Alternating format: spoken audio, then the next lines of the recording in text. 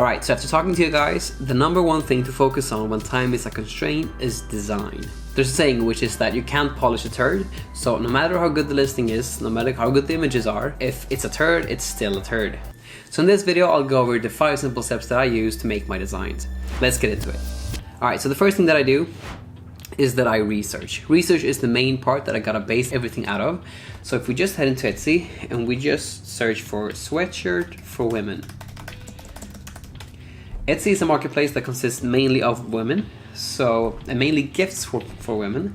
So we gotta leverage that when we think about doing designs on Etsy. We'll use the Cassie Johnson hack.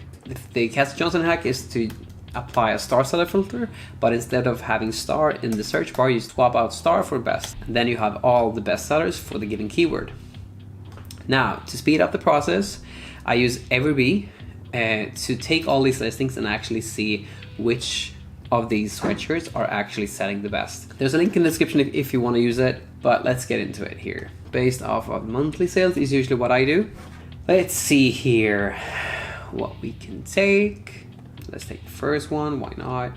So what Everbee really does is it just speeds up the process for us to see which of these are the best selling ones. The main thing to get out of this is to see which elements of designs are selling the best. So for this one, for instance, we can see that it's cursive here and cursive there. So cursive is a great font here. Cursive is also a great font here. So even more cursive. These are embroidered ones, but cursive still. This is kind of a college varsity style. So cursive is definitely one pattern that we see here amongst the best-selling designs for sweatshirt for women. So what we want to do here now is that we actually want to write this up on a list called best selling designs. And here we want to write up cursive, so we know that the cursive element is something that sells well on Etsy. Okay, we gotta find some more. These are trademarked, never do trademark stuff. The smile is a trademark and the Disney is obviously trademarked. Also kind of a college style, college varsity. Let's see if we can find some more. Also college varsity font. Also kind of college varsity style. Okay, so now we have one more style, which would be the college varsity font. This is actually what we found in the previous video that I made as well. But for this one, we're gonna take it a bit further. So we are finding that overall embroidered things are working super well. Embroidered designs. And overall, lots of different types of animals. Also skulls. We found the other skull in the previous one. So because we have that one. That one is obviously trademark because of the Dr. Pepper. But we did find on one of these pages. Yep, this one. Chickens. More college stuff. Embroidered ones. Skulls. Okay, so it's definitely skeletons is definitely another type of design. That could work well.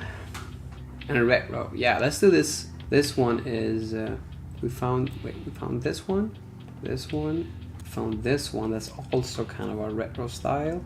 This is also kind of retro, but more of a grungy version of it.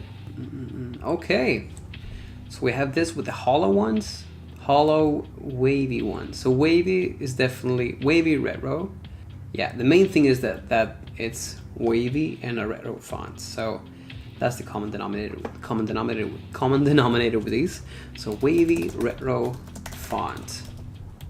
Okay, so now we have some design styles that we actually use in our little list here. So the next thing that we got to do is that we're actually going to combine these elements to create something new that's not there already, so we can add some value to the marketplace. For this, we head into Canva. We create a design that's 4500 by 5400. That's the main thing that Amazon uses, and it works super great for Etsy as well, so I just keep it. Now we actually need a retro font, a college font, cursive font, some skeleton images, and we'll start there. First off, we're gonna head to a site called Fabrica. This site is the one that I always use for all my elements. There's also a link in the description for Fabrica. They have a really good sale going on now. Not sure when it's gonna stop, but I definitely recommend to hop in on that one. I have it myself. But okay, let's see here. We'll search for college font. All right, so let's see what we can find. Let's take this one. So that's our college font. Let's search for cursive font. And then let's sort this by font. Let's take that one. Let's take this one. Now we need a retro font. Okay. Another important part here is to always make sure that you have a commercial license for it, at minimum at least, because then if you combine other elements along with this font, then you can use it as your own. So let's head back into Canva. Okay, so some technical difficulties. We'll stick with some font that I already have. This is the university font that I also found on Fabrica. Still works super good. So to actually design efficiently, instead of being constrained by a niche, we can just search for custom sweatshirt. The great thing about this is that we're not constrained by any niche at all, and when we do it like this. So what we can actually do here, we know now the styles that actually are working. So what we can do is we can just write custom text. The main part that we need to find at this stage is actually to find a design that is working. We need to combine the elements to make something new. And when we have something new, we can then scale that out to different niches. But this is the easiest way to find the winning design from the get. This is the font that I also downloaded from Fabrica. It's called the Chica font. And there we go. Okay. Then we always want to download this in a transparent PNG. Now let's swap these. So let's do the Chica font up here, but like this, and then let's do university underneath. Let's make this small and this one big.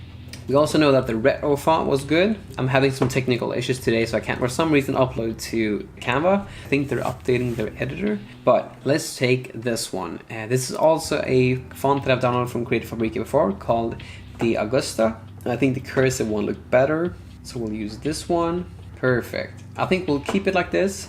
Now, we also learned that the skeletons were super popular. So let's search for vintage skeleton. So let's download this one. Have a commercial and full POD usage license, which is great. Let's open the zip.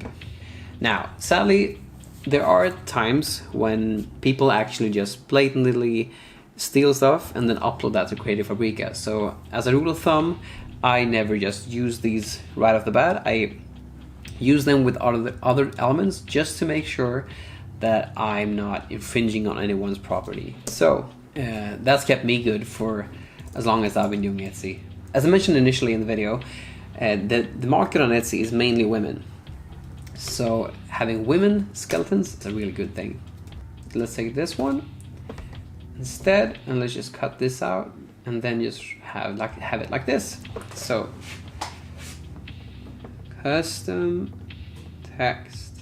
So that will be our next design. Let's try this with the college font too at the top here. And let's just stick with that, because now we have a couple designs to test out. So let's start with that and see what happens. Now, if we actually run out of ideas for a type of design, we can always just search another niche just to get inspiration. So let's, instead of just searching for custom sweatshirt, let's just search a broader term, which would be gifts for women. Same thing, gotta apply the filters.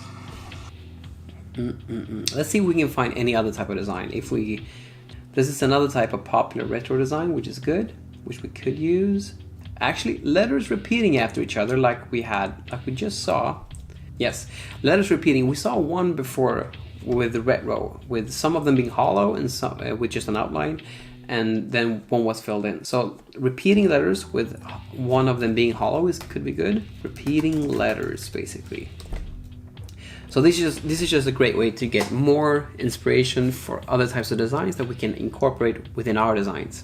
Alright, so one last thing that I want to mention is that when we actually have one winning design, the great part about doing it this way is that the designs that people ask for, sometimes they're just one-offs. People ask for something super specific to the one that they're actually purchasing a gift for. But a lot of times, in my experience, they ask for the same thing. So if they ask for a custom cat shirt, or if 3 people or more are asking for the same thing, then that's a good indicator that we can just put that up on Etsy and actually sometimes have first movers advantage to be the first one to put it up on Etsy and actually get really good sales on it. And the best part about this whole piece is that we can minimize testing by just uploading custom stuff And then when customers buys our designs, they tell us which designs they want. And sometimes there are common designs that the people want. And those common designs we can then just put up on Etsy, with a great likelihood of them selling again and becoming bestsellers, just because people actually have requested them initially. This would be my go-to way to actually scaling an Etsy business if I started over today. Alright, so we just went through the process of designing. If anything feels unclear or so, just drop a comment down below and I'll do my best to help out. I'll see you in the next one.